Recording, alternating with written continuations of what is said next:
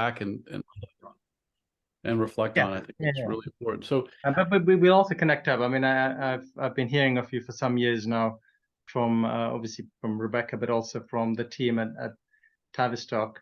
Just what I was thinking is that, so there, I liked your way of putting kind of scholar professional, because people say artist researcher. Even my LinkedIn, it sometimes says that. But we were chatting with Rebecca, and I was thinking, I think scholar professional is an interesting one, because the scholar thing, it's something which across cultures, it conveys something. And then the idea of the professional, you're not, and I think, so then looking at your deployment of joy and your use of it, and obviously your specific cultural, is a particular kind of ethnocentricity in terms of how you presented and represented joy and your own joy, which wouldn't necessarily be admitting of other people's conceptions of joy. Just to bear that in mind. So it creates a very subtle hierarchy, but because of your relation, you're clearly so open, and in relation you're showing such curiosity that it overcomes anything we may have about saying, well, this is, as somebody said on the just before we broke up, the typical West kind of thing. But I think just how you embodied it makes it very authentic what we got. So that's cool. That's important.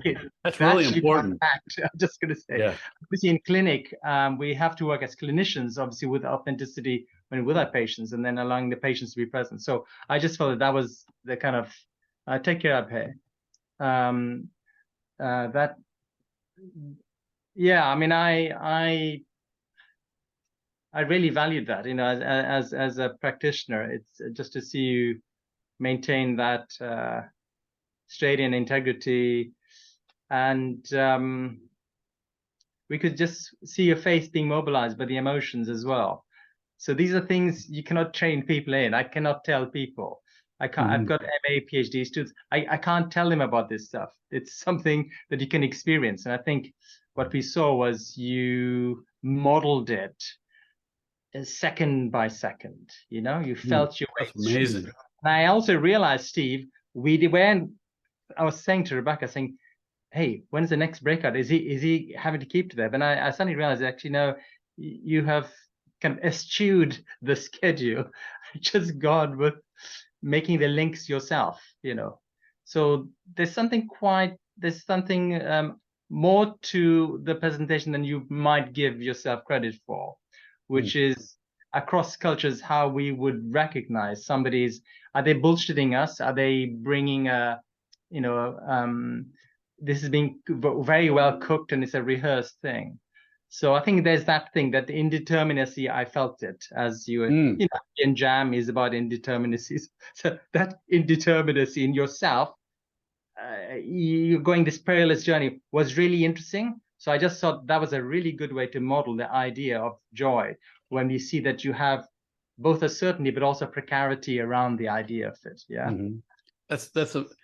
What a gift you're giving me right now. I think Laura would agree. That's like your ability to kind of to see and kind of bring this, kind of dissect this, but not like in such a hard way, but you've just broken this down for me. That is really a gift to me, because I have a passion for doing this work, and I want to learn more about how to do it better, and I want to know how to make it accessible, and I want to do more of it. And there's a part of me wants to play. I'd love to have that, like that best selling little pithy book that, just for fun, right? Just to be able to go out and talk and share and have fun sharing this, but in the way you described. I hope I could do that in a way to stay true and have fun sharing what I know and watching it unfold and seeing it impact people, like a really good play that you're performing, and you watch the audience as you're the performer, kind of putting your stuff out there.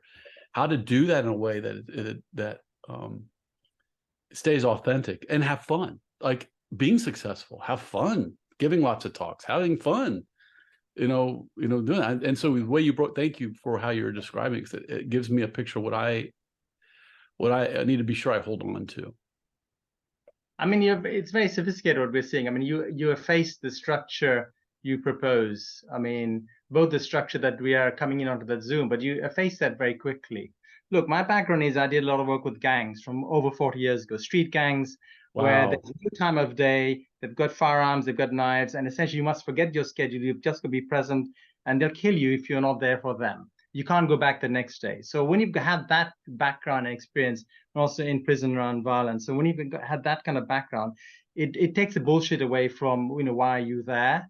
Because they ask, who the fuck are you? Right. And it's like, and then you've got to come back and your team is there. So it's constructed closely, and obviously I'm also a student of the person that you know very well. And kind of very influential in my approach, the ambient jam approach, but it's very influential in my work the last 40 years. Is that whole approach. Yeah. But yeah, so I want to just make this a bit more embodied, because I use the word indeterminacy. What I mean is that we go into meetings sometimes and they wonder whether they will actually go through the agenda. And this is a big bind. I mean, it's like the spreadsheet, the spreadsheet, the PowerPoint, the agenda. These things are a little bit crippling, as us three know, yeah? And then we are asked to prepare these, and we asked to confine ourselves to that, and there's that. And then it is difficult, because if one of us three were to allow more expansiveness in spaces, others start getting restless, looking at the watches, wondering, but are they sticking to the agenda? Is this within the confines of that? And is this what work is? Is this? And one of the parables I tell about doing gang work from 40 years is this. The most difficult thing in gang work is this. Sometimes you appear not to be doing anything at all, because you just have to be there, watching for a long time to get to know what's going on before you even go up to people. When you're being funded, when you've got sheets to fill in, it's really hard when people say, and I used to work on these 20 housing estates, so 20 public housing associations, and they would say, we heard you were there for 3 hours and you were just standing there. You see what I mean? Then the Yeah. funders here. So it's a very difficult thing to kind of think about, Yeah. That am I is actually doing any work?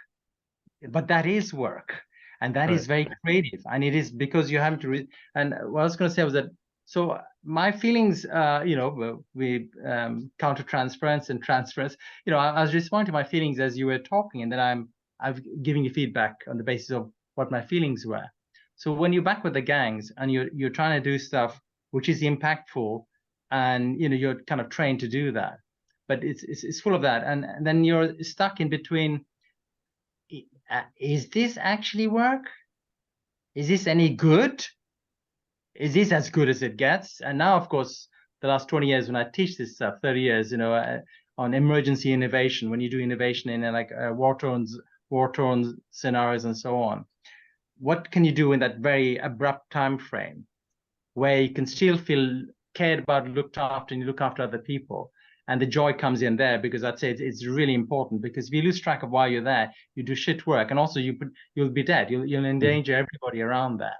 Right. So I think that's why I was so interested in how you generated feelings across the hour and a bit. Yeah. And I went through that, and I saw the you are not in awe of the material of doing these things, and you are in awe of it as well. You're not beholden to it, but also you're very open to that. So Wow. so watching that, in a way, I felt, as somebody who's interested in the professional development side, I just felt that it was it seemed so radical that we are in your actual living room. Although you're at university, we felt we were in your living room. And there's a lot for me to think about. I'm thinking about the clinic as well, because it's a bizarre thing. So Steve, and Laura, the things that in the world pass for innovation and excellence. There's a real world, and then there's this other world. Right. And Right. this other world we often have to live by, Steve and Laura, because we have to come up to appraisals. My team recently got the award this year in psychoanalysis for being the most innovative team. Yeah. Wow. It's from a service. And before it came out, I put up a LinkedIn which I had to remove, which I was saying, I wonder what passes for the idea of excellence in psychoanalysis compared to the idea of excellence in the actual world. And I had to remove it, because I just felt that it's got to kind of put live, but I just thought when we put up a beacon of what is meant to be good, are we aware of the other ideas of good? And I just thought why you were so good, Steve, was that although I thought there was an ethnocentricity, it was just your conduct was above that kind of thing. Yeah. And I really liked it. So I'm still holding on to that. I think all of us did, you know. Yeah. You see, what's interesting is I was putting the final touches on what I was going to do, and I decided to put that picture up in the front because I wanted to start with an apology, and I thought, well, I can't start with an apology. I wanted to apologize. I'm coming from this perspective that's mine, and I'm sharing this with you, and I hope you can see through me at what's here because this is my perspective of it. It's like I was thinking, how do I say that without like apologizing, starting out with an apology up front? And so I thought, well, let me just share who I am right out of the gates and say, this is me. This is what I'm bringing. And I'm bringing this to you all based on what me and where I'm at. And this is my identities and all of me. And so I didn't realize how important. I was thinking, do I even need to do that? It was funny. I remember I was like in the shower yesterday or this morning. I was thinking, well, do I really need to? Is that important? It's what I felt I needed to do. I almost wanted to apologize before I started talking about this, a little bit. So you picked up right on that. That's pretty amazing. And thank you for shining a light on that for me. Felt quite full circle because Frankel very much for the existential side. That sort of we are born into a certain place and time and a culture and all of that.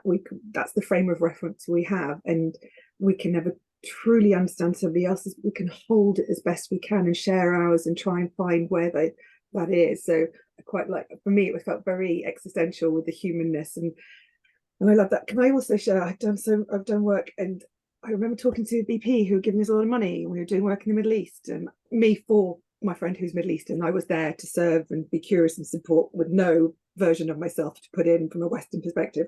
I was there. And I remember them saying, how are we going to show that changes happen? And I wrote to him 15 years later, 3 weeks ago, and said, look at these young women who are in our team. What we were role modeling is entrepreneurial. You can be an entrepreneur and you can be a female Emirati, and they're currently changing, and they've set up, I'd love you to connect with them, set it, and they're changing the face of therapy in the Middle East because they have Arabic speakers, and what they realized is they could do it, but we couldn't prove what we were doing. We were doing other work, but that wasn't the work. The work was the incubation here. And it's really hard when you're doing that work to know what the real impact and the real work is. And I just remember being held over and over again, where is the money going? How are you spending it? And we just were saying, we know it's making an impact. Right. But sometimes, anyway, I'm fascinated by all of that. Where does the real ripple and change happen? Yeah. And, I'm fascinated. Also, can I just link back, you said about neurodivergence and success as a neurodivergent. I'm fascinated by what that version is as well and what that joy is. So I'm really interested to understand what you're looking at. Yeah. Anita, I want to throw one thing in there as related to that, because I'm curious what your thoughts are. High performance.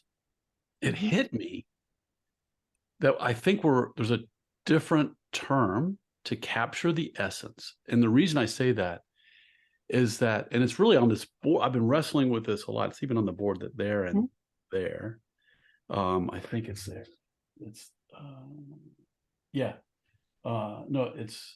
it's on the top thing up there, which is performance versus people. And it's the old leadership, situational leadership work, and then later about focusing on the relationship or the task, right? And high focus on one or the low focus on the other. And high performance to me, it's in one of the columns, right? So we're talking about high performance. But is there a term that captures high performance with people and the heart of people in it? So what does real high performance mean? That's what I'm trying to capture with the professional joy piece. I don't think that's the term per se, but that's what I'm kind of trying to get at.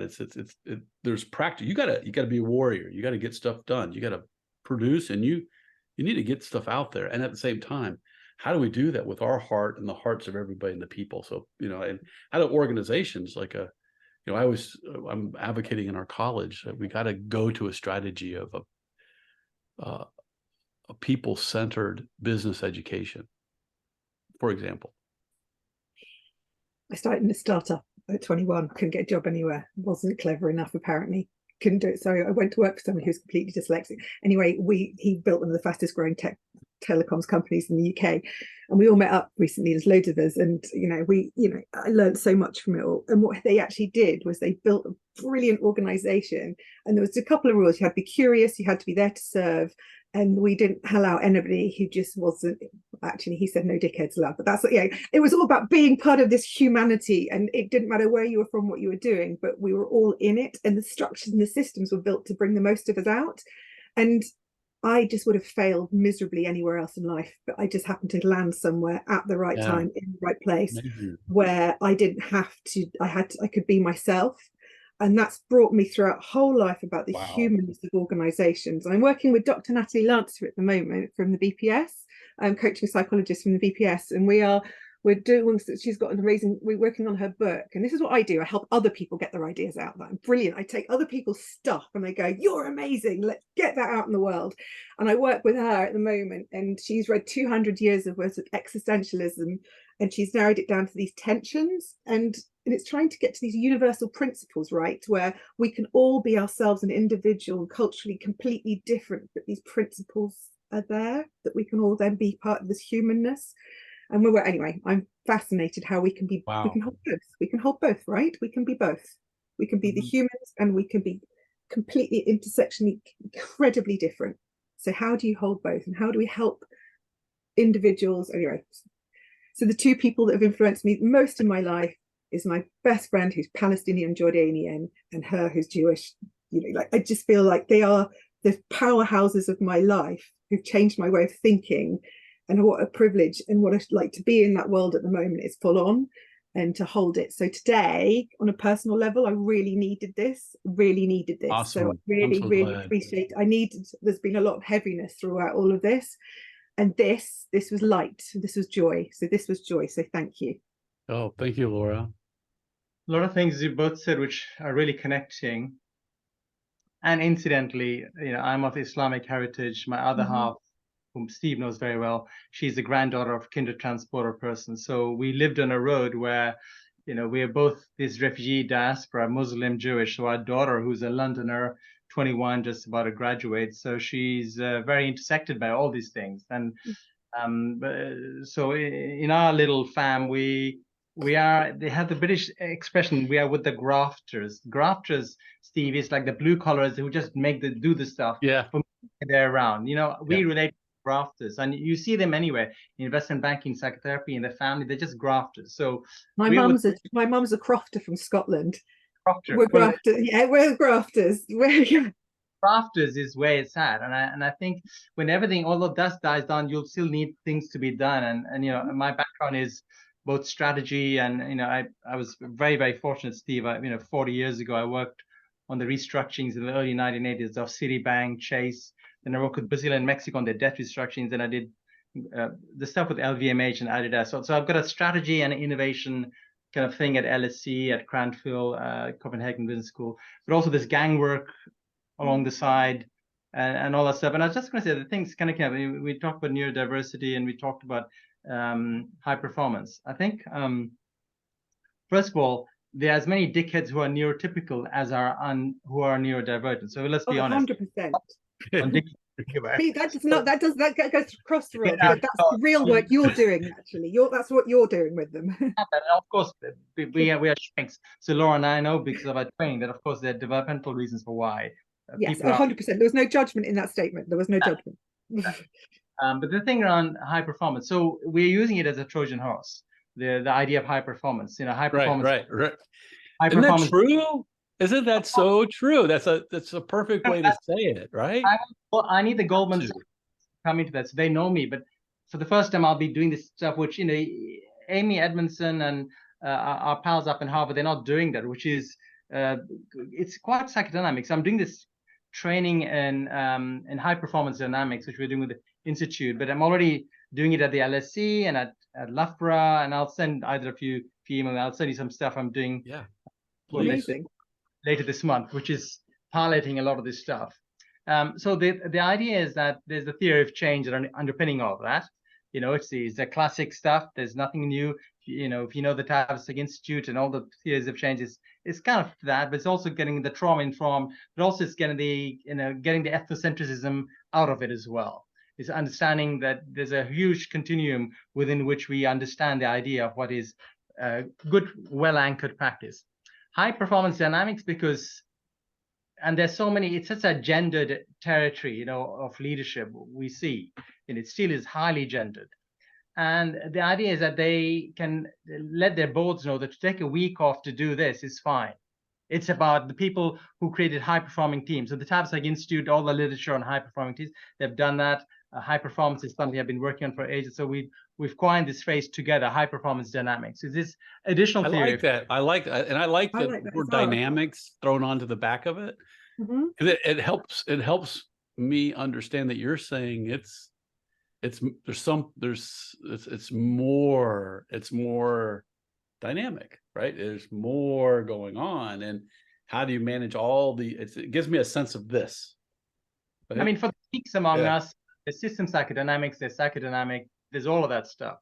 But I think dynamics is something which, in this highly gendered neoliberal world, the word of dynamics, understanding the dynamics of economics, and because my background was in economics, and that was my kind of first kind of professorships, as they say, so it's quite useful that I can deploy that bit of the credentials and obviously all the consultancy stuff to bring the people in who, if we get them, we don't have to make them train people to be sustainable, ethical, GLBTQ plus. No, they're just gonna be fucking normal people, like human beings are. So the whole idea of this is they come into this, they go, shit, we're getting this stuff. It's gonna cost them a bloody fortune. They're coming into this stuff, and they will be left irrevocably stained by just knowing how they can get better at stuff, and also how they can help others. So there's something around the relational, but there'll be no kind of tree hugging anything there, any material that they can show anybody, which is bleeding hell, there's a bunch of liberals who are out there. So I've really had to put in these 5 decades worth of knowledge into the curriculum on that,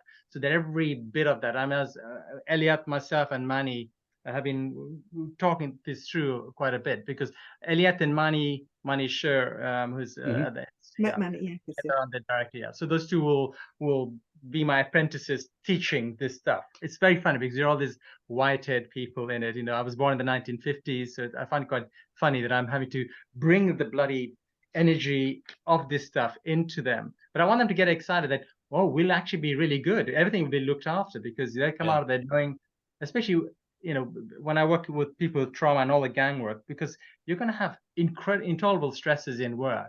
So I'm teaching them about stuff. You mentioned the word self-care. There's a very key part of the curriculum, which is on a very it's got like a 360 degrees about it around self-care, which I've been trying to develop for decades, and we're piloting that with this as well. So it's within that.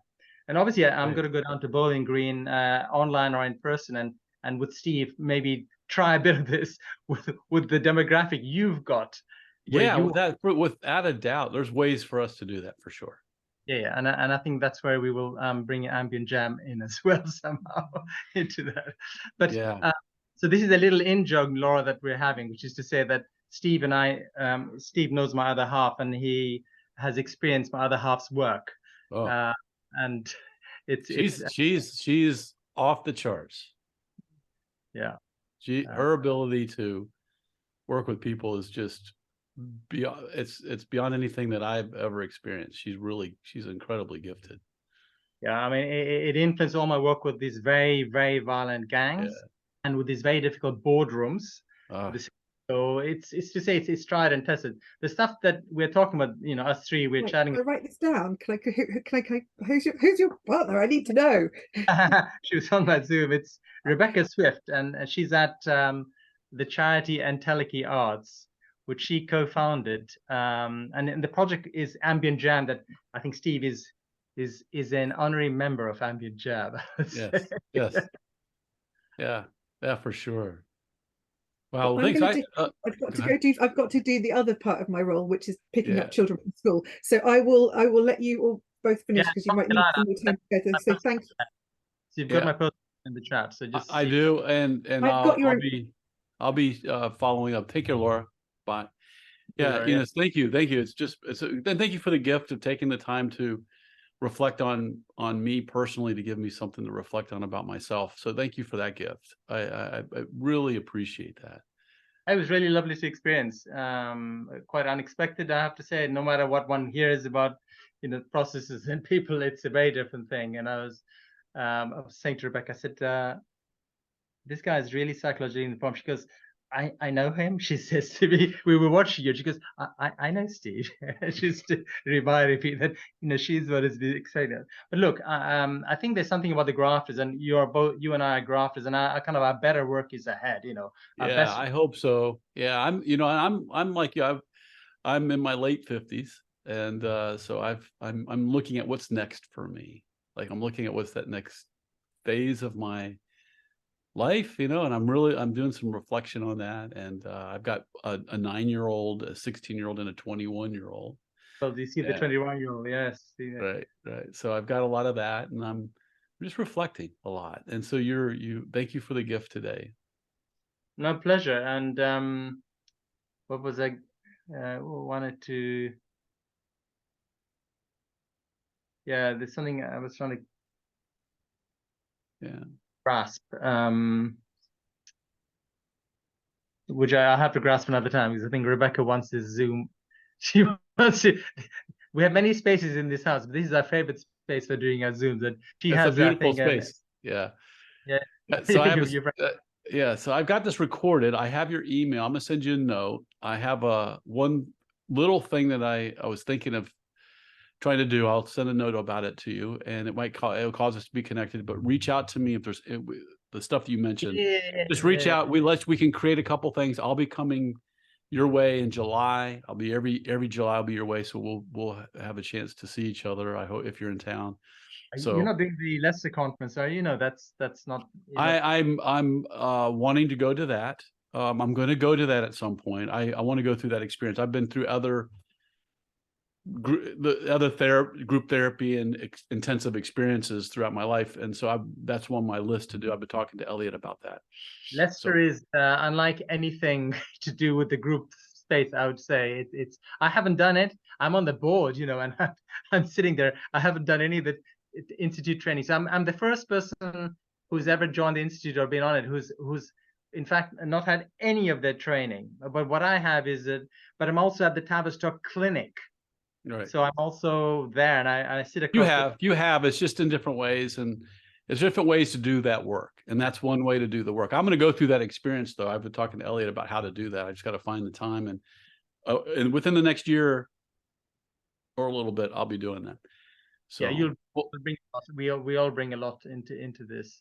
Look, to be continued. Yeah. Pleasure to you. A pleasure. Thank you, Enos, and tell Rebecca hi and give her a hug for me, okay? She's just gone to the kitchen now. Yeah, well, give her a hug for me, okay? I will do that. Okay. All right. Take care. Bye. Pleasure. Bye.